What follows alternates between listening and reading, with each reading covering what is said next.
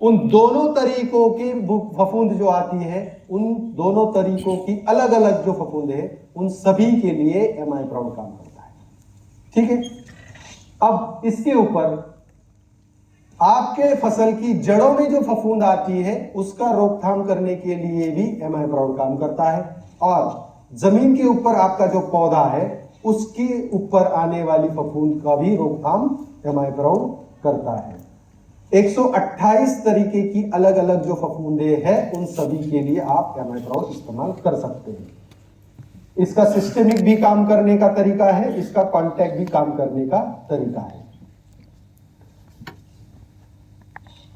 फफूंद न आए इसके लिए भी ये काम करेगा, फफूंद आने के बाद भी ये उसको रोकने का काम करेगा, माने प्रिवेंटिव भी काम करेगा और क्यूरेटिव भी काम करेगा। इसमें किसी भी तरह का जहर नहीं है।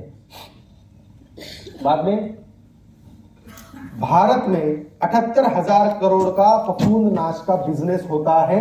यहां पे बैठे हुए कितने लोग एनटीसी बन सकते हैं? सभी लोग एनटीसी बन सकते हैं। ठीक है, इतना बड़ा मार्केट है। Amai Proud is equivalent to several brands. Market में जो फफूंदनाशक मिलते हैं उन सभी के तुल्य बल से या उन सभी के पैरेलल एमाई प्राउड काम करता है। और सबसे ऊपर वाली बात, ये ऑर्गेनिक है, ये किसी बाकियों में नहीं है, ये ऑर्गेनिक है। इसके लिए सिंपली से all fungal diseases one solution Amai Proud. ठीक है। इसकी मात्रा है 1 लीटर पानी में 2 मिलीलीटर इसकी मात्रा है।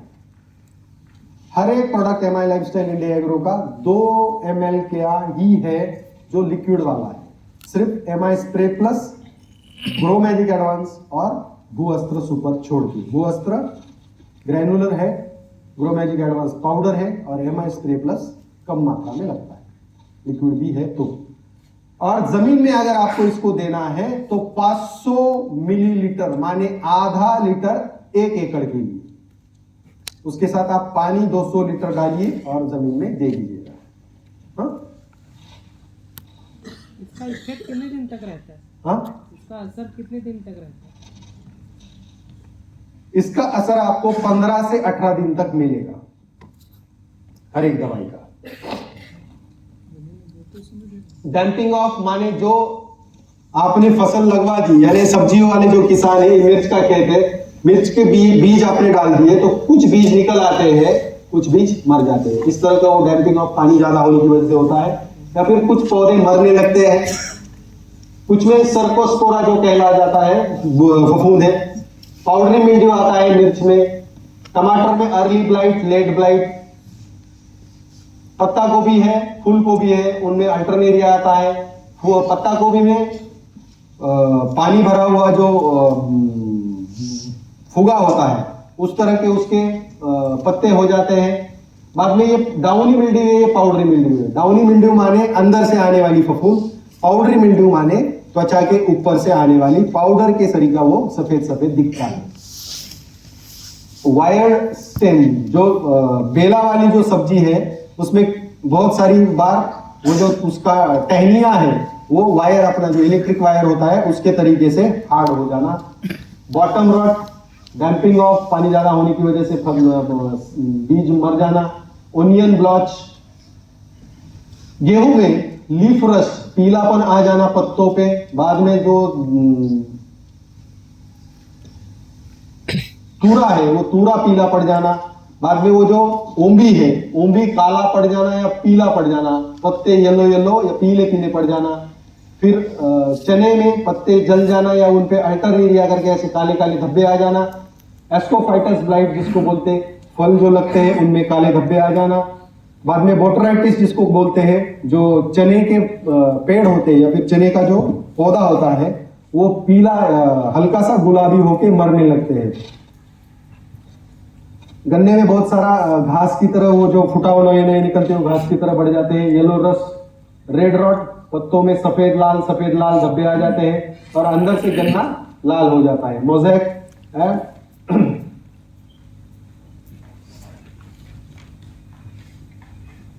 सोयाबीन में bacterial blight, Septoria, Cercospora, sudden death. धान में पैडी ब्लास्ट, शुरुआती अवस्था में पत्ते ऊपर से नीचे तक पीले पड़ जाते हैं, या फिर पत्तों पे काले काले धब्बे आ जाना, शीत ब्लाइट, शीत रॉट, पत्ता नीचे से ऊपर पीला पड़ जाता है। लीफ ब्लास्ट, पत्तों पे पीले और सफेद धब्बे दिखते हैं। नेक ब्लास्ट, जो बाली निकलती है, बाली के नेक यानी उसके गले के जगह पे फफूंद आती है और वो बाली टूट जाती है। फिर जब बाली निकलती है और उसमें धान लगता है या फिर बीज लगता है, वो बीज काले पड़ जाते हैं या फिर पीला पीला हो जाता है। मक्का में अलग अलग तरीके से फसल खराब होना या फिर भुट्टा खराब होना। कपास में angular leaf spot, venal necrosis, bacterial blight, boll rot, या फिर कपास का पेड़ मर जाना, फ्यूजेरियम विल्ट हम उसको बोलते हैं। वो जो फ्यूजेरियम विल्ट आता है तो पत्तों में उनके कोने में पीलापन दिखता है पहले, उसको बोलते हैं अल्टरनेरिया। अलग अलग फलों में अलग अलग फफूंदे लगती है। ये संतरा में है, ये आम में है, ये केले में है, ये अपना अमरूद जो है, गावा, पेरू, जाम, फिर दाड़म, या फिर सब्जी टमाटर वगैरह। इन सभी फफूंदों के लिए आप एमआई प्राउड का इस्तेमाल कर सकते हैं। केले में आता ये पनामा डिसीज है, जमीन में आने वाला फफूंद। बाद में ये सिकाटोका है, पत्तों में आने वाला फफूंद। अलग अलग फफूंदे अलग अलग तरीके से दिखती है, अलग अलग तरीके से पहचानी जाती है। उन सभी को आपने ध्यान में रखने की ज्यादा जरूरत नहीं है। आपने सिर्फ हर एक फफूंद के लिए दो ही हिस्सों में उनको बांटा जाता है, एक ऊपर से आने वाली, एक अंदर से आने वाली। सभी के लिए आप एमआई प्राउड का इस्तेमाल कर सकते हैं। ठीक है, इसका अच्छा सा उदाहरण मैं दे दूं। समझो मुझे खरोच लग गई, तो क्या लगाएंगे हम? क्या?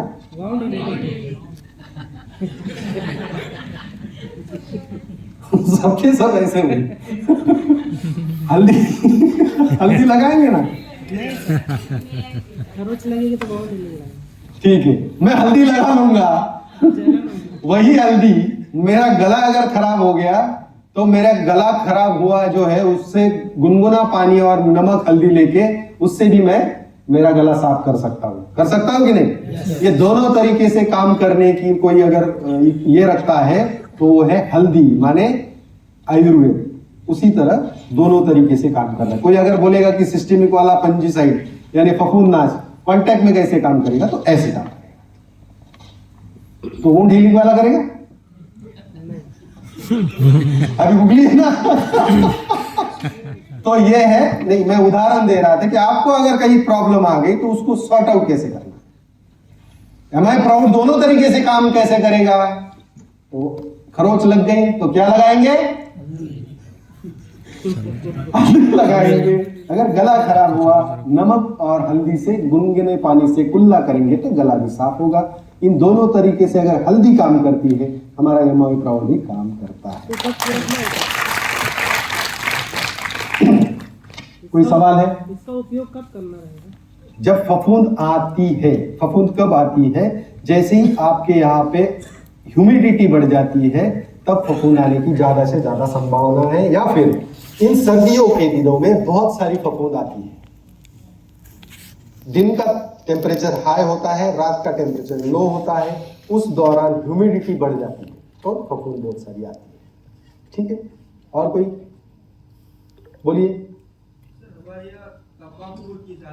बोलिए। हाँ, क्या होता है, पहले उसका लहू तैयार किया जाता है और फिर पौधा बढ़ता है, 20-25 दिन के बाद उसको रोपने का होता है। तो सर अचानक में कई बार क्या होता है, रात को शाम को देखा तो अच्छा होता है, सुबह में अचानक में पूरा प्लांट साफ हो जाता है, फफूंद आ जाएगी, पूरा फंगस से नष्ट हो जाता है एक ही दिन में। तंबाकू में से ऐसा बहुत होता है। तो आपको वो समय पता है, सही कब होता है ये पता है आपको? उन्हीं दिनों में होता है। तो आप एमआई प्राउड, मैंने क्या बोला कि आपको फसल लगवाते कब है पता है, फसल को वो फफूंद कब आती है वो भी पता है। तो आप उस दौरान एमआई प्राउड का इस्तेमाल कर लीजिएगा, तो वो साफ नहीं होगी, वो उसको रोक पाएगी। नहीं ख्याल आ गया ना। आपने बोला कि जब लगवाते हैं कुछ दिनों बाद उसको रोकते हैं, उसके बाद इन ठंड के दिनों में वो फफूंद आती है। टेम्परेचर कम हो गया और दिन का टेम्परेचर बढ़ गया और रात का टेम्परेचर कम हो गया, ह्यूमिडिटी बढ़नी है और रातों रात वो पूरा फसल बेबी प्लांट में ही होता है ना।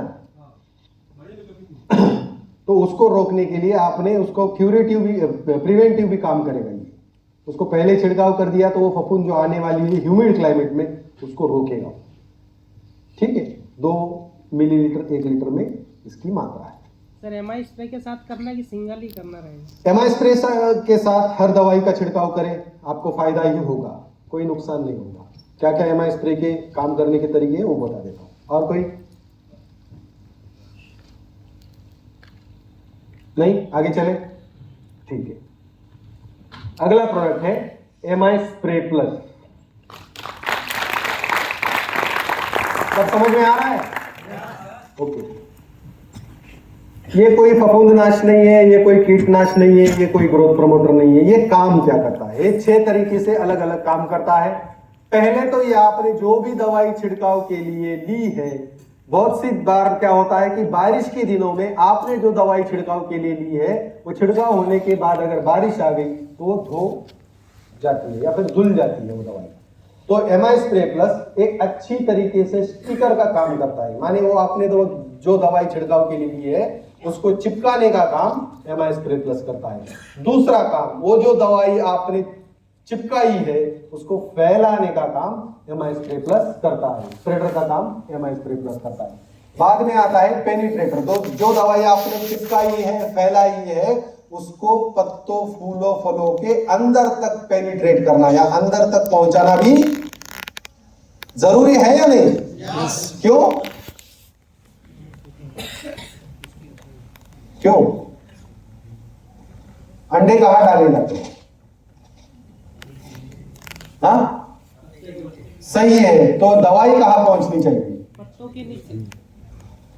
दवाई आप जब अगर ऊपर से छिड़काव करोगे, अंडे नीचे से डाले जाते हैं, वहां से ही इल्लियां निकलेगी। अगर पत्तों के अंदर तक या नीचे तक दवाई नहीं जाएगी तो काम भी नहीं करेगी, असर भी नहीं करेगी। तो दवाई को पेनिट्रेट यानी पत्तों के अंदर तक पहुंचाना भी जरूरी है। इसलिए एमआई स्प्रे प्लस पेनिट्रेटर का काम करता है। मैंने ये भी बोल दिया कि एमआई प्राउड जो है वो कॉन्टैक्ट फंगस का भी काम करता है, सिस्टेमिक फंगस का भी काम करता है। माने हमारी फसल के अंदर से आने वाली फफूंद को रोकना है तो दवाई कहां पहुंचनी चाहिए? फसल यानी फल, फूल, पत्ता, जहां कहीं भी फफूंद लगी है वहां तक दवाई जानी जरूरी है। तो पेनिट्रेटर का काम करता है। बाद में आता है एक्टिवेटर। जो कोई भी दवाई आपने छिड़काव के लिए ली है उसको अच्छी तरह से काम करने में एमआई स्प्रे प्लस मदद करता है। बाद में आता है रिएक्टर। ये किसी भी दवाई को उसकी जो गुणधर्म है वो गुणधर्म में काम करने नहीं देता। माने अगर टेम्परेचर कम हो गया, 18 डिग्री के अंदर अगर टेम्परेचर, 18 डिग्री के अंदर अगर टेम्परेचर आ गया, कुछ कुछ दवाइयां काम नहीं करती है। और 35 डिग्री के ऊपर टेम्परेचर चला गया तो कुछ दवाइयां, बहुत सारी दवाइयां उड़ जाती है। इन दोनों परिस्थितियों में एमआई स्प्रे प्लस उन दोनों तरीकों में या दोनों परिस्थितियों में उस दवाई को काम करवाने लगा देता है। उसको हम लोग इंग्लिश में photo sensitivity of that chemical बोलते हैं। माने वातावरण के बदलाव से जो केमिकल में बदलाव होता है या फिर जो दवाई में बदलाव होता है उसको बदलाव होने नहीं देता, वो करता है रिएक्टर का काम, वो रिएक्शन होने नहीं देता। बाद में आता है पॉलिनेटर। पॉलिनेटर माने पॉलिनेशन जानते हैं? जानते हैं? पराग जानते हैं? ट्रेनिंग किए हुए बंदे पराग जानते हैं? पॉलिनेशन, मधुमक्खी एक फूल से उठ के दूसरे फूल में जाती है, उसके पैरों में जो पराग लगते हैं वो एक फूल से जाके दूसरे फूल में जाती है, तो उसका पॉलिनेशन यानी फर्टिलाइजेशन होता है। तो फूल का परिवर्तन फल में होता है।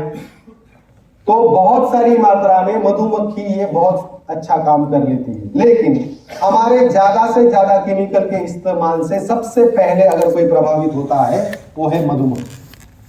और कहा जाता है हम लोगों के ज्यादा केमिकल के इस्तेमाल की वजह से हम लोग ये मधुमक्खी को इस पृथ्वी से भगाने में अगर कामयाब हो गए तो कितने साल जियोगे? हमारे पास सिर्फ 4 साल है। तो एमआई स्प्रे का इस्तेमाल हम लोग जब करते हैं तो जाने अनजाने में हम मधुमक्खी को भी बढ़ाने का काम करते हैं। ठीक है, इसको बोलते हैं, वो पॉलिनेशन का भी काम करने में, जो कीड़े मदद करते हैं उनको बढ़ाने में काम करता है। इसकी मात्रा है, छिड़काव के लिए आपको लेना है 0.33 मिली, 0.33 मिली। फिर से एक बार बताता हूं, 0.33 मिली 1 लीटर पानी में छिड़काव के लिए आपको इसकी मात्रा लेनी है। जमीन में अगर इसको आपको डालना है तो 100 मिली 1 एकड़ में आपको इसको जमीन में अगर देना है तो। अगर आपको इसको खरपतवार के साथ इस्तेमाल करना है तो आधा मिलीलीटर माने 0.5 ml आपको इसका इस्तेमाल करना है। बहुत सारी बार क्या होता है कि किसान खरपतवार का इस्तेमाल करता है लेकिन वो खरपतवार मरते नहीं है, तो एमआई स्प्रे प्लस उसको वो मदद कर देगा खरपतवार मारने। दवाई को इधर उधर जाने नहीं देगा, अंदर तक पहुंचाएगा और उसको निकाल देगा। ठीक है, 0.33 मिली से आप 0.40 मिली तक ठीक है, लेकिन 0.5 यानी आधा मिली पर ना जाए। बी भी बड़ा है, दवाई न बढ़ाए, किसान का खर्चा न बढ़ाए। ठीक है, कोई सवाल? कोई सवाल नहीं? और भी बहुत सारा इस्तेमाल आप जानते हैं।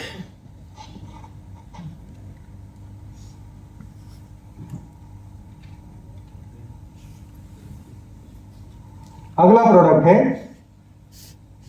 एमआई सिट्रा।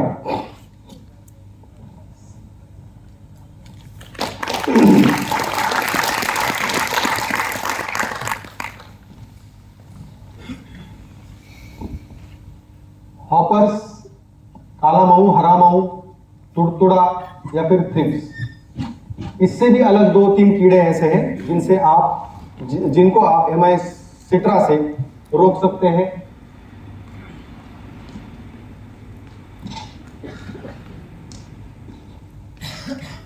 सफेद वाला जो हॉपर है, हरा वाला है या फिर भूरे रंग का जो हॉपर है, धान की खेती में बहुत सारी बार, या फिर अभी जिक्र जीरू का हुआ था, जीरू में भी ये कीड़ा बहुत सारी मात्रा में पाया जाता है। ये कीड़ा करता क्या है? ये कीड़ा जैसे ही धान की खेती में बताता हूं, ये कीड़ा जैसे ही आता है, जैसे ही बाली निकलती है, ये कीड़ा आता है और अपनी सूंड वो बाली में डाल के रस चूस लेता है।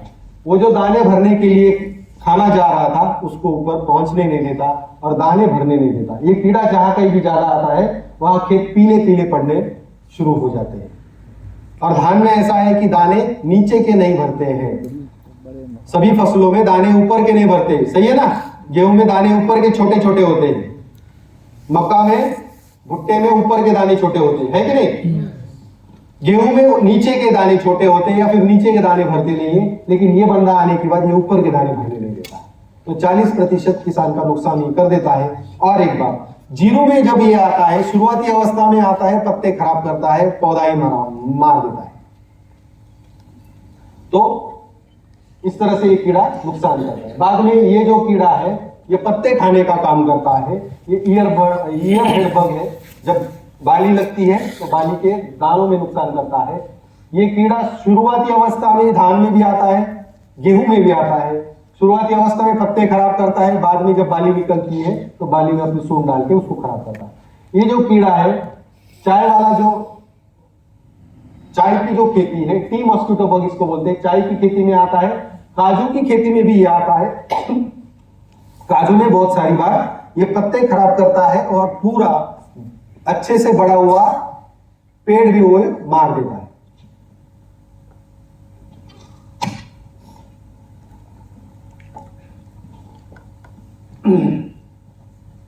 ये जो तितली है ये दाड़म में आती है, या फिर ये जो मक्खी है ये बहुत सारी फलों में आती है, बहुत सारी सब्जियों में भी आती है।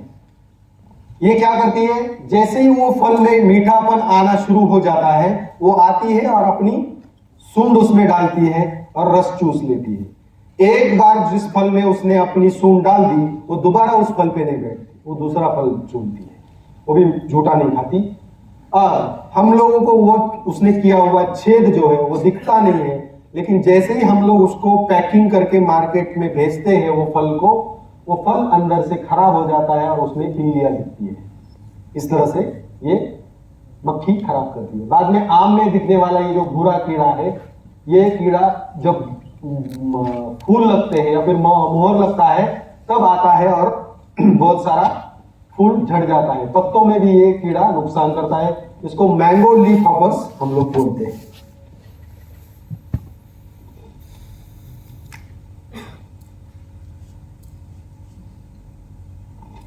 एमाइसिट्रा की जो मात्रा है आपको 2 मिलीलीटर 1 लीटर पानी में छिड़काव के लिए लेनी है। ठीक है, कोई सवाल? बोर हो गए? सवाल? इसको कब छिड़कना? ये कीड़ा जब आता है, मैंने बोल दिया कब आता है, ये भी बोल दिया, शायद आप सुन नहीं रहे एक्चुअली। जब बाली निकलती है तो ये कीड़ा आता है, बाली में अपनी सूंड डालता है। ये सफेद वाला जो है शुरुआती अवस्था, ये सफेद वाला जो है ये शुरुआती अवस्था में आता है। ये पत्ते जब लगते हैं तब पत्ते बड़े बड़े होने लगते हैं, 4-5 पत्ते लगते हैं तब ये आता है। ये भूरा रंग का जो है बाली निकलती है तब बाली में अपनी सूंड डालता है। ये वाला पत्ते खाने का काम करता है। ये जब बाली को दाने भरने लगते हैं तब नुकसान करता है। ये शुरुआती अवस्था में भी काम करता है, यानी नुकसान करता है, काम माने नुकसान करता है, पत्ते खराब करता है। बाद में जब बाली निकलती है, बाली में भी अपनी सूंड डाल के खराब करता है। ये टी मॉस्किटो बग है।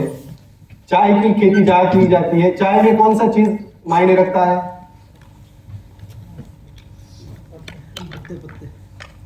कौन से वाले पत्ते? चाय वाले पत्ते, ग्रीन वाले, ग्रीन। वो जो शुरुआती में छोटे छोटे पत्ते होते हैं ना, नया नया जो 2 पत्ते होते हैं वो काम के होते हैं चाय में। वो शुरुआती अवस्था में वो पत्ते खराब करने का काम ये टी मॉस्किटो बग करता है। उसी तरीके से जो काजू में नए पत्ते निकलते हैं उनका नुकसान ये करता है और पूरा पेड़ ही मार देता है। ठीक है, ये मैंने बोला है। ये कब आती है? जैसे ही आपके फल में मीठापन उतरने लग जाए तब ये आती है। ये कब आती है? ये भी उसी दौरान आती है। ये आता है जब आपके आम में फूल लगने लगता है और पत्तों में भी उसी दौरान नुकसान करता है। यही बोला है। उसको 2 मिलीलीटर 1 लीटर पानी में छिड़काव आपको करना है। और कोई सवाल?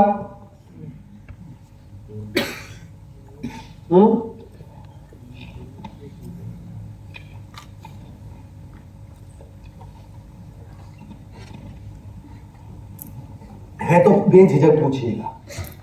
उन्होंने एक बार बताने के बाद भी पूछा, वही सारा रिपीट किया है। मैंने पहले ही बोला मैं 10 बार बोलूंगा, लेकिन गलत लेके मत जाना।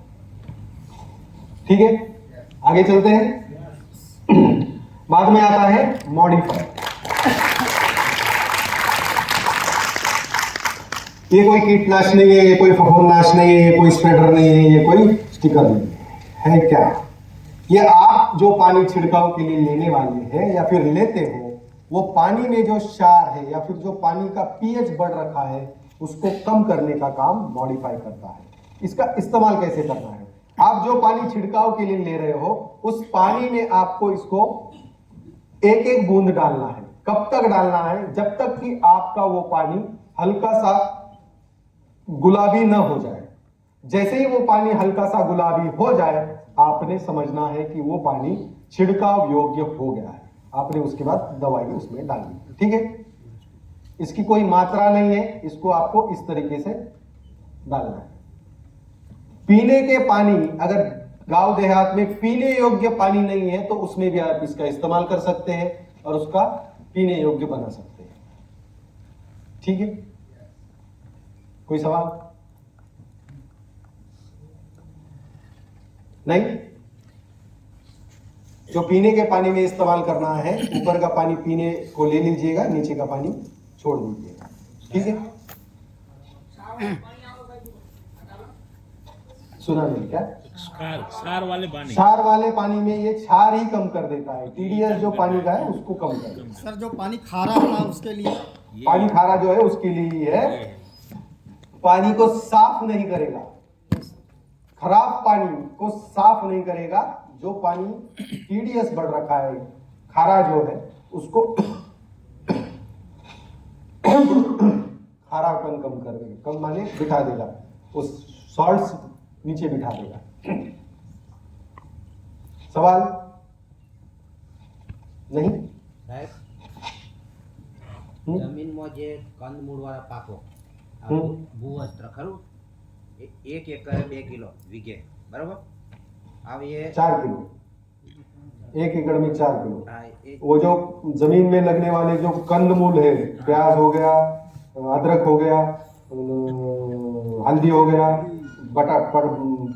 आलू हो गया, मूली हो गई, गाजर हो गया, इन फसलों के लिए ना, इन्हीं फसलों के लिए ना 4 किलो 1 एकड़। सवाल नहीं? नहीं है? कुएं में भी कर सकते हैं। ऐसा ही सवाल एक ने सवाल नहीं, उसने जवाब दिया था। मैं बोला, वो बोले क्या करना कैसे करना, मैं बोला आप ही बता दो। कुछ नहीं सर, मैं क्या करता हूं, सुना भी होगा, मैं कुएं में हर रोज पानी निकलना पड़ता है खेती के लिए, वो पानी निकल जाता है, रात भर में जो पानी आता है सुबह में 1 बोतल उसमें उंडेल देता हूं।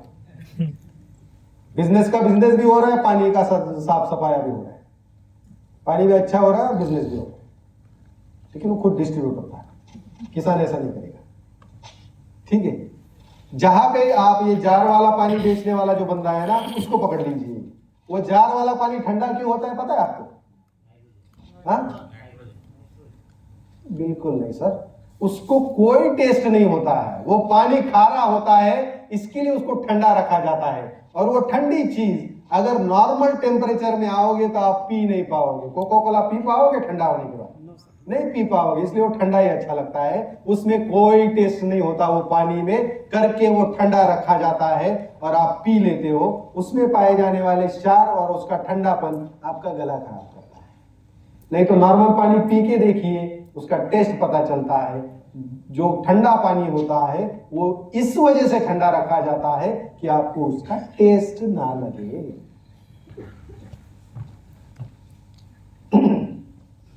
और कोई सवाल? तो उसको बोलो, अरे ठंड के सीजन में काय को ठंडा पानी दे रहा है और हमारे गले खराब कर रहा है और डॉक्टर का पैसा ले रहा है। तू सादा पानी दे जो ठंडा नहीं है, उसमें ये डाल, एम आई मॉडिफाइड सॉल्ट, और तेरा ठंडा बनाने का खर्चा भी कम कर और तेरा ग्राहक भी बढ़ा। ठीक है, ऐसा आप कर सकते हैं। India agro business means more business. More business कब होगा? इस तरह के अगर आप अच्छे जो कोई घटनाएं हुई है, जो कोई रिजल्ट्स मिले हैं, उनको आप अगर बढ़ाओगे तो मोर बिजनेस होगा। भी वैसे ही बढ़ गया है, 35 से 75 हो गया है। अचीवमेंट इन शॉर्ट टाइम, जितना ज्यादा मेहनत करोगे, दिन रात एक करोगे तो अचीवमेंट इन शॉर्ट टाइम होना ही होना है। मोर परचेस रिपरचेस कब होना है? अगर एक किसान एक बार इस्तेमाल करेगा, उसको वो विश्वास आ जाएगा कि प्रोडक्ट अच्छा है, तो क्या होगा? रिपरचेस बढ़ेगा। और दूसरी बात, इसमें कोई ऐसा नहीं कि इस बार इस्तेमाल किया अगली बार ना करे। फसल बदल गई, शुरुआती अवस्था से आखिरी अवस्था तक हर एक अलग अलग प्रोडक्ट लगना है, इसमें कोई बंद करने की जरूरत नहीं है। तो इसके लिए रिपरचेस भी बढ़ेगा और बिजनेस बढ़ेगा कि नहीं? Yes. So let's start today. ये है कस्टमर केयर नंबर।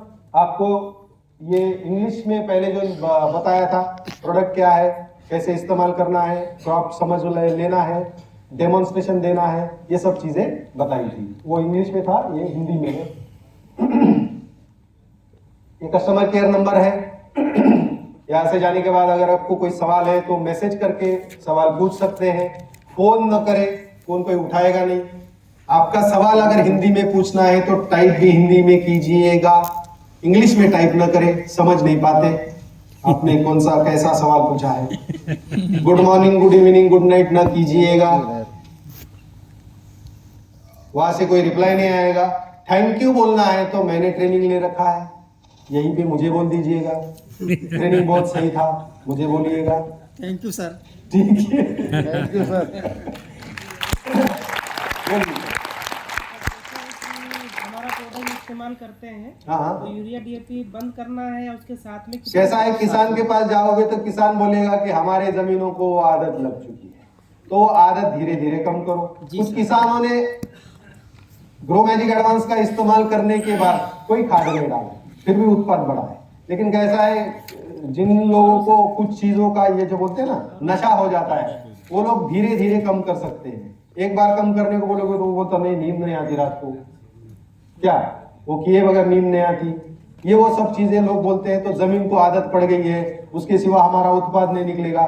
सबसे बड़ी बात किसान को यही सताती है कि आपका प्रोडक्ट मैं दूसरे प्रोडक्ट से रिप्लेस करूंगा तो मेरे उत्पाद का क्या होगा। बिल्कुल कम नहीं होगा, बढ़ना ही बढ़ना है। बिजनेस में आए तब से कभी डाउनफॉल लिखा है, देखा है? कोरोना भी आके गया, डाउनफॉल नहीं मिला। ठीक है, इस तरह से है कस्टमर। जैसे जमीन के ऊपर खेती होती है तो इनके लिए सब प्रोडक्ट यूज करते हैं, लेकिन तालाब में भी खेती होती है तो उसके प्रोडक्शन ज्यादा लेने के लिए क्या चीज यूज? एजोला की बात कर रहे हैं आप? हाँ, Yes. वो सिंगोड़ा बोलते हैं, हाँ, वही कमल वही बोलते हैं, कमल के फूल की खेती होते हैं, तो उसके लिए क्या यूज करते हैं? लिक्विड करके डाल दीजिए ग्रो मैजिक एडवांस, उसको पानी में काम करेगा। ग्रो मैजिक सर खरपतवार के लिए कोई प्रोडक्ट नहीं जिसे उगे ही नहीं। जल्दी से जल्दी एमआई लाइफस्टाइल इंडिया एग्रो का खरपतवार ऑर्गेनिक आने ही वाला है। बहुत सारे प्रोडक्ट पाइपलाइन में है। सर को आप मनोज सर से पूछेंगे तो वो बता सकते हैं। और कोई और भी